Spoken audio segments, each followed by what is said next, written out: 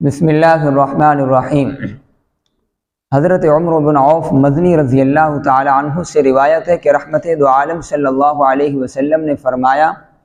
کہ عالم کی لغزش سے بچو، اس سے قطع تعلق مت کرو اور اس کے لوٹ آنے کا انتظار کرو۔ تو سب سے پہلے عالم جس کو اسلام کا علم، قرآن کا علم، دین کا علم، حدیث کا علم اور فقہ کا علم ہو، اگر تم دیکھ رہے ہو کہ کوئی عالم کسی گناہ کا ارتکاب کر رہا ہے اور کسی غلطی کے اندر مبتلا ہے، تو پہلا کام یہ ہرگز مت سوچو کہ جب اتنا بڑا عالم گناہ کا کام کر رہا ہے تو لاؤ میں بھی کر لوں، بلکہ اس عالم کی اس غلطی اور گناہ سے بچو اور اس گناہ اور اس کو دیکھ کر تم اس گناہ کے اندر مبتلا نہ ہو جاؤ۔ تو اس حدیث کے پہلے جملے میں ان لوگوں کی اصلاح فرما دی کہ جن لوگوں کو جب کسی گناہ سے روکا جاتا ہے اور منع کیا جاتا ہے کہ فلاں کام ناجائز ہے، گناہ ہے، یہ مت کرو، تو وہ لوگ فوراً مثالیں دینا شروع کر دیتے ہیں کہ جب اتنے بڑے عالم نے فلاں وقت میں یہ کام کیا اور وہ کر رہے ہیں، اگر ہم نے کر لیا تو اس میں کیا کوئی مذائقہ ہے۔ تو حضور اقدس صلی اللہ علیہ وسلم نے پہلے قدم پر ہی اس استدلال کی جڑ کو کاٹ دیا۔ فرمایا کہ تمہیں اس عالم کی صرف اچھائی دیکھنی چاہیے، اگر وہ کوئی برا کام کرے تو تمہیں اس کی برائی پر نہیں جانا چاہیے۔ مثال کے طور پر اگر کوئی شخص جہنم کے راستے پر جا رہا ہو، اگر کوئی عالم ہی فرض کر لیں کہ جہنم کے راستے پر جا رہا ہو، کیا تم بھی اس کے پیچھے جہنم کے راستے پر جاؤ گے؟ اگر کوئی عالم کسی آگ میں کود رہا ہو تو تم اس کے پیچھے آگ میں کود جاؤ گے؟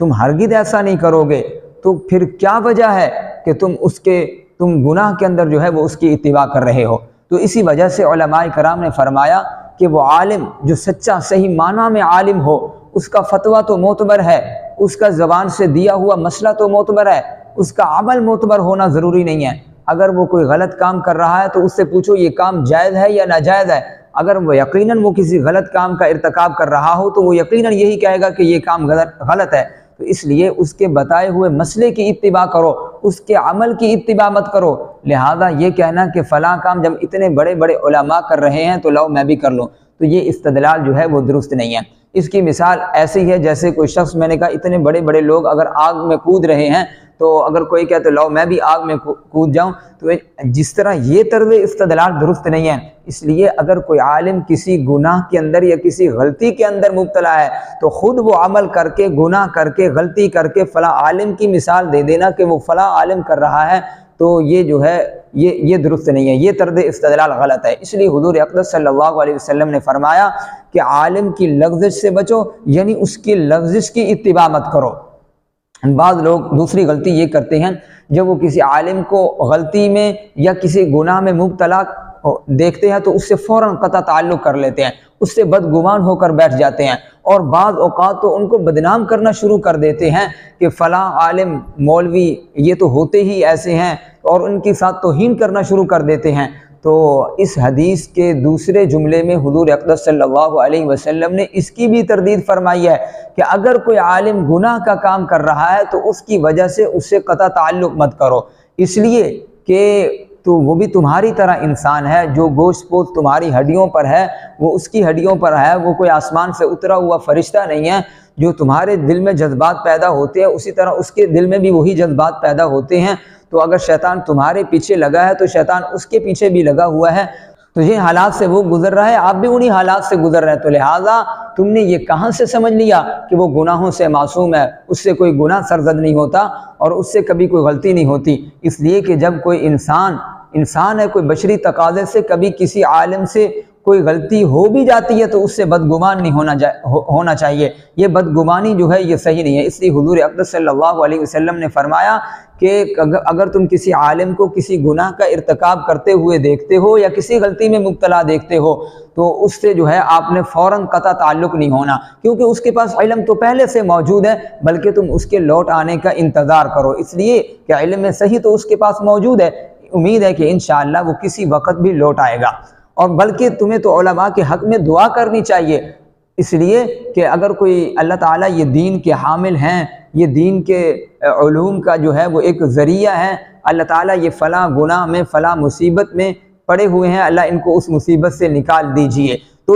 اس کے لیے دعا کرنی چاہیے۔ تو دعا سے تمہیں ڈبل فائدہ ہوگا۔ ایک تو یہ فائدہ ہوگا جو تم نے ایک مسلمان کے ہونے کے ناطے اس کے لیے خیر خواہی کی جو ہے وہ دعا کی ہے۔ اگر تمہاری دعا اس کے حق میں قبول ہو گئی، وہ اس غلطی اور گناہ کا جو ارتکاب کر رہا تھا اس سے بچ گیا، وہ عالم جتنے بھی آئندہ نیک کام کرے گا، کیوں تم اس کا سبب بنے ہو دعا کے ذریعے اس کی غلطی سے نکلنے کا، وہ جتنے بھی بعد میں نیک کام کرے گا وہ سارے کے سارے تمہارے نامہ اعمال میں لکھے جائیں گے۔ تو لہٰذا بلا وجہ دوسروں سے یہ کہہ کر کسی عالم کو بدنام کرنا کہ فلاں عالم بنے پھرتے ہیں، وہ تو یہ حرکتیں کرتے ہیں، اس سے کچھ فائدہ نہیں ہوگا۔ تو مولانا اشرف علی تھانوی رحمۃ اللہ علیہ فرماتے ہیں کہ عالم بے عمل بھی ہو تو وہ تو تب بھی جو ہے وہ قابل احترام ہے۔ اگر کوئی عالم بے عمل ہے اپنے علم کی وجہ سے تمہارے لیے قابل احترام ہے، جیسا کہ اللہ تعالیٰ نے قرآن مقدس میں والدین کے متعلق فرمایا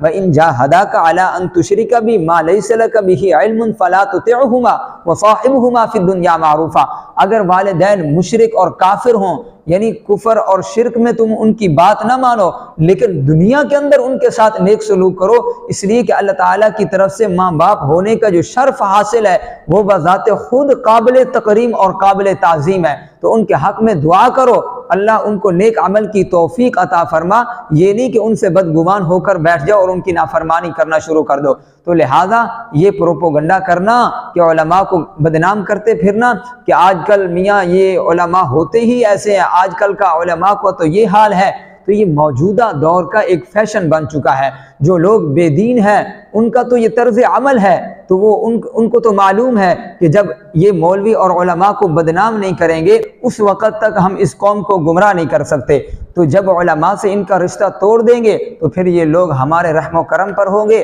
ہم جس طرح چاہیں گے ان کو گمراہ کر سکیں گے۔ تو اسی لیے امید ہے کہ آئندہ اگر کسی عالم کو کسی گناہ کا ارتکاب کرتے ہوئے دیکھتے ہیں، اگر یا کسی غلطی میں اس کو مبتلا دیکھتے ہیں، تو ایک تو اس سے بدگمان ہو کر نہیں بیٹھنا چاہیے، وہ تمہارے لیے قابل تکریم ہے، قابل تعظیم ہے اپنے علم کی وجہ سے، بلکہ اس کے لیے آپ کو دعا کرنی چاہیے۔ اگر تمہاری دعا کی بدولت وہ صحیح راستے پر آ گیا تو انشاءاللہ تمہیں بھی فائدہ ہوگا۔ اس سے بدگمان ہونا اور اس سے قطع تعلق کرنا اپنے آپ کو، یہ ہرگز درست نہیں ہے۔